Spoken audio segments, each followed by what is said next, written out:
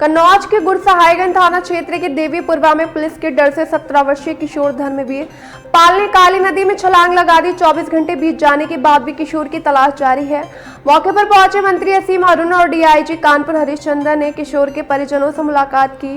मंत्री ने दोषियों पर कड़ी कार्रवाई का आश्वासन दिया और पीड़ित परिवार को 5 बीघा कृषि पट्टा, सरकारी आवास, वृद्धावस्था पेंशन और बाल्य सेवा योजना का लाभ दिलाने की बात कही। उन्होंने सीएम राहत कोष से मदद दिलाने का भी आश्वासन दिया। निलंबित पुलिस कर्मियों को जांच के बाद पुलिस सेवा से हटाया जाएगा।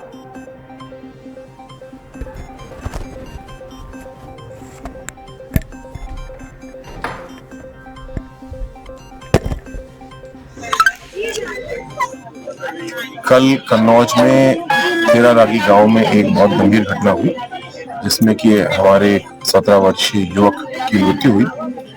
जो पूछताछ के आधार पर जानकारी आ रही है, एक दबिश पुलिस ने यहाँ पे दी, क्योंकि उसकी मृत्यु हुई है। उसके बड़े भाई के ऊपर एक आरोप है, एक अपहरण का। लंबे समय से प्रकरण हालांकि चल रहा है।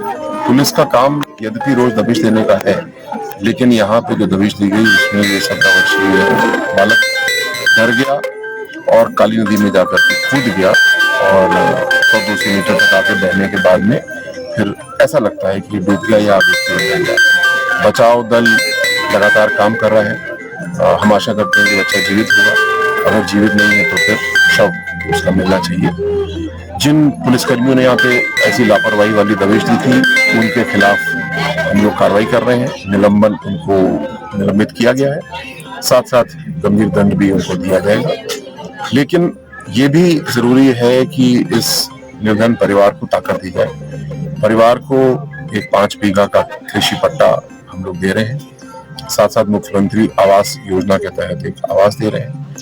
जो वृद्धावस्था पेंशन, विधवा पेंशन, दोनों बच्चे हैं, उनको वजीफा बाल्य सेवा योजना के तहत तो ऐसे लगभग 7 से 8 हजार रुपए महीने का प्रबंध मासिक, जिसमें महंगाई भत्ता भी होगा, हम लोग कर रहे हैं। पर ये सब उतना महत्वपूर्ण नहीं है। ज्यादा महत्वपूर्ण ये है कि हम इस समय बच्चे के शव को तलाशें, रिकवर करें, ताकि परिवार की संतुष्टि हो। और जिन पुलिसकर्मियों ने ऐसी गलती की है, उनको कठोर दंड दिया जाए, जिससे कि दोबारा कोई पुलिसकर्मी ऐसी लापरवाही न करे। क्या लगता है कि जैसे कि घटना के काफी देर बाद कोतवाली पुलिस मौके पे आई है, अगर मौके पे आ जाती तो गोताखोरों से उसको मतलब जैसा स्थानीय लोगों ने बताया कि उस दबिश के दौरान जब बालक पानी में गिर गया, बहने लगा, ऐसे में जो 2 पुलिसकर्मी आए थे, उनको अगर लापरवाह ना होते तो उनको बच्चे को बचाने का प्रयास करना चाहिए था, तत्काल बताना चाहिए था, रिपोर्ट करनी चाहिए थी, मदद मांगनी चाहिए थी। उन्होंने ऐसा न करके यहाँ से खुद वो भाग गए, जिसकी वजह से जो बचाव कार्य तुरंत हो सकता था वो नहीं हुआ। दोनों प्रकार की लापरवाही है। पुलिस दबिश देती है तो ध्यान रखती है, ना तो अभियुक्त को या किसी और को चोट लगे, ना पुलिस को भी चोट लगे। पर यहाँ पे स्पष्ट दिखता है कि जो दबिश दी गई वो बहुत लापरवाही वाली थी। और 17 साल का बच्चा, जो स्वयं वांछित भी नहीं था, इस प्रकरण में पानी में डूबा है, ये बहुत गंभीर है। सर, आप भी इसके बड़े तत्पर रहे हैं। सरकार की तरफ से आर्थिक तत्काल मदद दी जाएगी। आर्थिक मदद के लिए मुख्यमंत्री जी के राहत कोष के लिए हमने तुरंत अभी भेज दिया। मुझे आशा है शाम तक घोषणा हो जाएगी तो मैं इसको बताऊंगा। लेकिन उसके अतिरिक्त 5 बीघा कृषि का पट्टा, आवास के लिए मुख्यमंत्री आवास योजना से आवास हम देंगे। साथ साथ हम लगभग 7,000 रुपए की मासिक पेंशन की व्यवस्था बच्चों के लिए और माता दादी के लिए। सर, आरोपी पुलिसकर्मियों को निलंबित कर दिया गया, आगे क्या कुछ जांच करा के कुछ और कार्रवाई भी की जाएगी? जो 2 आरोपी पुलिसकर्मी हैं, उनको एसपी साहब ने कल रात ही निलंबित किया है।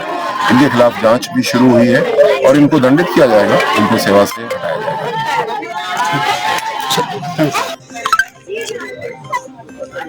कल कन्नौज में तेरारागी गांव में एक बहुत गंभीर घटना हुई, जिसमें कि हमारे 17 वर्षीय युवक की मृत्यु हुई।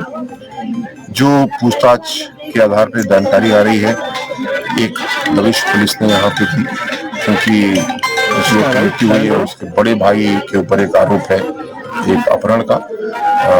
लंबे समय से प्रकरण हालांकि चल रहा है।